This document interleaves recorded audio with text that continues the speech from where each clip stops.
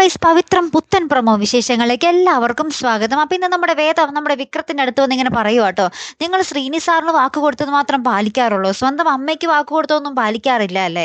ഓ, അതിന് നിങ്ങൾ പണിക്ക് പോകണമല്ല അല്ലേ എന്നൊക്കെ പറഞ്ഞ് ഇങ്ങനെ കളിയാക്കിയൊക്കെ പറയുന്നുണ്ടേ. അപ്പം നമ്മുടെ വിക്രം ആണെങ്കിൽ ശ്രീനി സാറിന്റെ അടുത്തേക്ക് പോകാൻ ഇങ്ങനെ ഫോണൊക്കെ ചെയ്ത് ഇങ്ങനെ ഒരുങ്ങുമായിരിക്കും.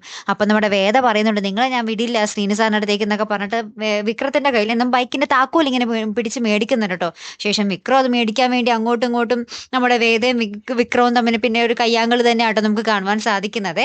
അപ്പൊ അതിനിടയിൽ നമ്മുടെ വിക്രം നമ്മുടെ വേദയെ കെട്ടിപ്പിടിക്കുകയൊക്കെ ചെയ്യുന്നുണ്ട് കേട്ടോ. അറിയാതെ ആണെങ്കിൽ കൂടി ആ താക്കോൽ എടുക്കാനാണെങ്കിൽ കൂടിയും കെട്ടിപ്പിടിക്കുന്നൊക്കെ ഉണ്ട്. അപ്പൊ നമ്മുടെ വേദ ഇങ്ങനെ ആകെപ്പാടി ഇങ്ങനെ ഞെട്ടുന്നൊക്കെ ഉണ്ട്.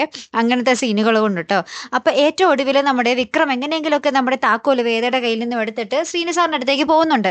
അപ്പൊ അവിടെ ചെല്ലുമ്പോഴാണ് വേറൊരു മുട്ടൻ ട്വിസ്റ്റ്. നമ്മുടെ ശ്രീനി സാറ് പറയുന്നുണ്ട്, എൻ്റെ അച്ഛൻ എന്നെ ശപിച്ചാണ് ജീവിച്ചിരുന്നത്, പക്ഷേ അതുപോലെ ആകരുത് നിന്റെ ജീവിതവും, നീ എന്നിൽ നിന്നും ഇനി പൊയ്ക്കോ, ഇവിടെ ഇനി നിൽക്കണ്ട, എൻ്റെ അടുത്ത് ഇനി നിൽക്കണ്ട എന്ന് പറഞ്ഞ് നമ്മുടെ ശ്രീനി സാറ് നമ്മുടെ വിക്രത്തിനെ അവിടെ നിന്നും പറഞ്ഞു വിടുകയാണ്.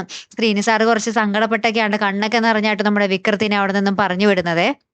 അപ്പൊ എന്തായാലും ആ ഒരു അവസാനത്തെ മുഹൂർത്തം നമുക്ക് പ്രേക്ഷകർക്ക് കുറച്ച് സങ്കടമാകുക. അപ്പൊ എന്തായാലും കാത്തിരുന്നേനെ കാണാം കേട്ടോ. അപ്പൊ അടുത്തൊരു വീഡിയോ വരുന്നത് വരയ്ക്കും ഗുഡ് ബൈ.